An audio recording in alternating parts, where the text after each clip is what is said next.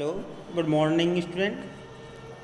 Today I am going to teach you the lesson 4 from history, the Mughal Empire.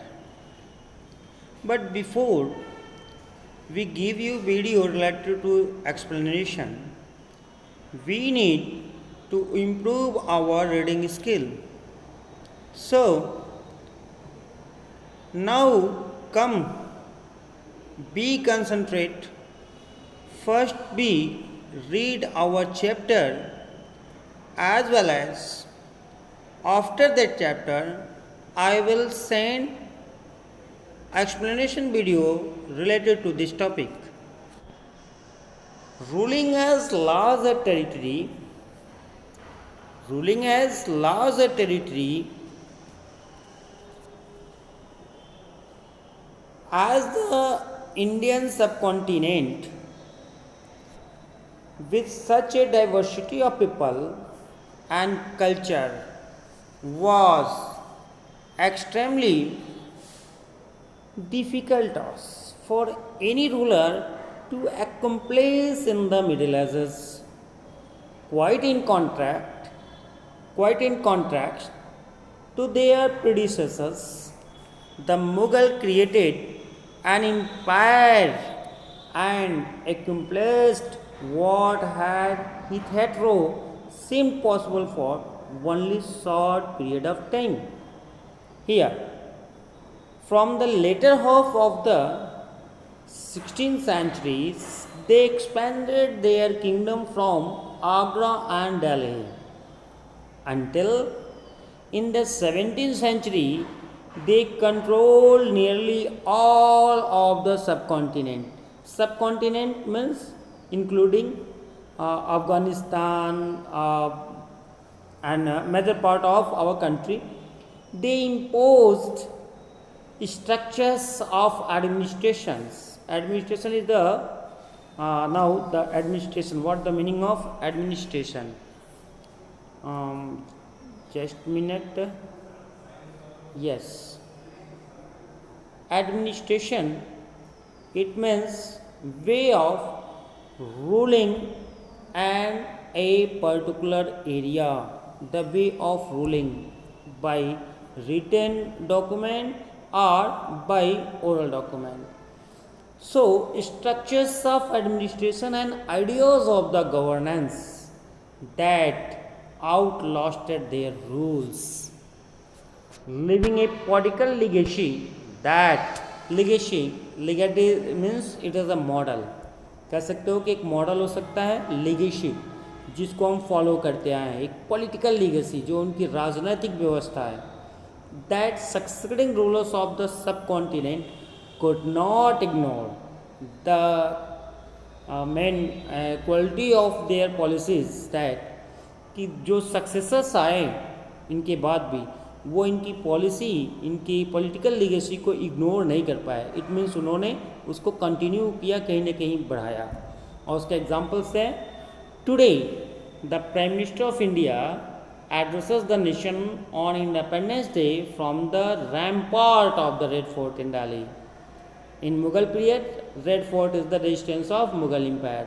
So today also our prime minister, we are, that means today our country is a democratic country, so our prime minister address our nation on independence day from the red fort.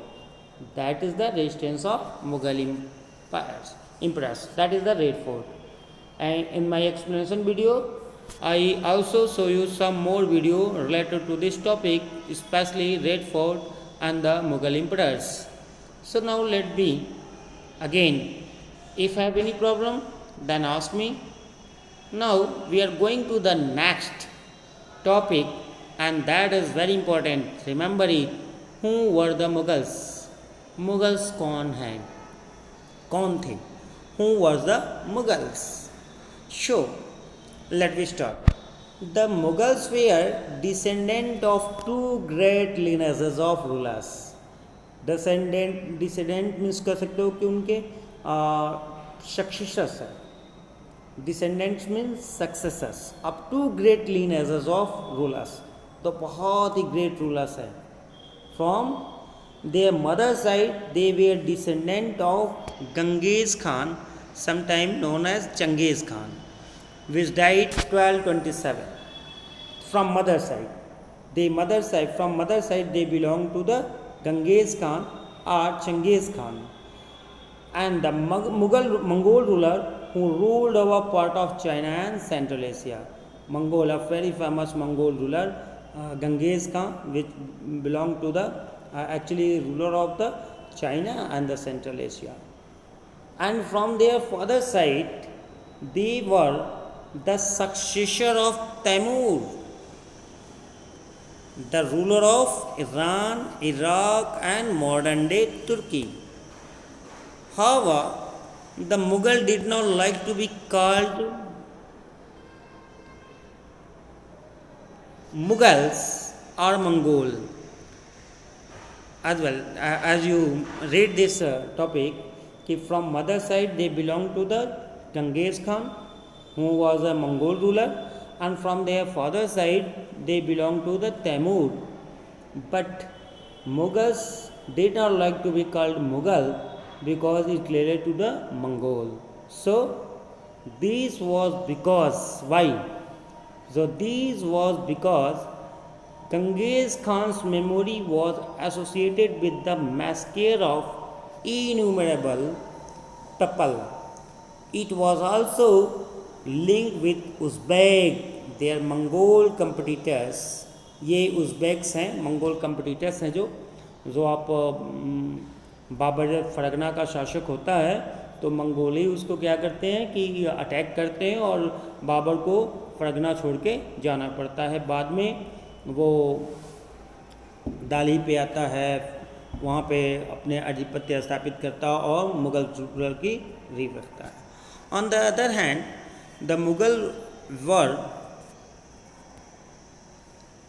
proud of their Timur ancestry, not least of all because their great ancestor had captured Alayan in 1398. Mughal like to be called, related to be Timur. वे अपने आप को proud feel करते थे, वो अपने को तैमूर की तरफ से ऐड कर रहे हैं. क्यों? क्योंकि तैमूर की एक ग्रेट मेमोरी है, उन्होंने 1398 पे दिल्ली पे भी कैप्चर किया था. They celebrated their genealogy pictorially, each ruler getting a picture made of Timur and himself.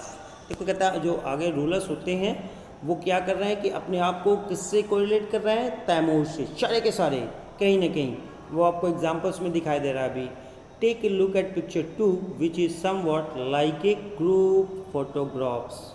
ये ग्रुप फोटोग्राफ्स है, आपका देख सकते हैं. ग्रुप फोटोग्राफ्स में आप देखें, this is the Timur and Timur से देखेंगे so it is right side and this one is the left side. Okay, now this is the right side and this one is the left, that is the right and this one is the left. Okay, so how they correlate to each other, now we are going to teach you here. A miniature printing, ये जो miniature है, miniature जो होता है किसी भी human body के जितनी लेंथ होती है जनरली 1/4 पार्ट उसके इमेजेस को बनाया जाता है. So miniature painting dated 1702 to 1712 of Timur, his descendant and the Mughal empress. ये बता रहा है कि ये जो 1702 और 1712 के है. Timur is in the centre and on his right is his son Miransa, the first Mughal emperor, Babar's great grandfathers. Miransa, who is Miransa? Right side here, that is the first image. Miransa is the Mughal Babar's great grandfathers. And now Then and then Abu Said, Babar grandfather. Abu Said, this is the Abu Said here. This is the Abu Said, this one. Abu Said. Okay? Abu Said, this one. Okay? To the left of Taimur, or Sultan Muhammad Mirza, Babar great grandfather here. This is the left one, this one. First, this one is the left. This is the Sultan Muhammad Mirza and Umar Sheikh, Babar's father. The Mughal emperor Babur, Akbar and Shah Jahan are the third, fourth and fifth individual on Taimur right and his left. This one is the right and left. In this same order are Humayun, Jahangir and Aurangzeb.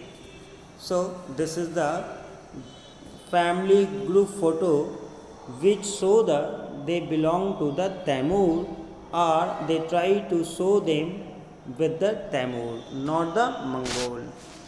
Now the next topic, Mughal military campaign. Babur, the first Mughal emperor, 1526 to 1530, succeeded to the throne of Fargana in 1494 when he was only 12 years old. He was forced to leave his ancestral throne due to the invasion of another Mongol group, the Uzbek. After years of wandering, he seized Kabul in 1504. You must remember this date. He seized Kabul in 1504 and in 1526 he defeated the Sultan of Delhi, Ibrahim Lodi, at Panipat and captured Delhi and Agra. Table 1 charts some of the major campaign. This is the table 1 of the Mughals. Study it carefully and see if you can notice any long-term pattern. You will notice, for example, that Afghans were an immediate threat of Mughal authority. ये problem थी अफगान मुगलों के लिए, इसलिए मुगल के अफगान के साथ मुगलों का वार होता रहता है. Note the relationship between the Mughals and the Ahoms. We will read in chapter 7. The Sikhs we will also read in chapter 10, and the Mewar and Marwar. How was Humayun's relationship with Safavid Iran different from Akbar's? कैसे जो है हम देखेंगे हुमायूं के जो relation है Safavid जो Iran के हैं अकबर की पॉलिसी से. Date the annexation of Golconda and Bijapur in Aurangzeb region in hostilities in the Deccan. So this is our one thing you must be remember कि gun powder technology was brought to India for warfare in 14th century.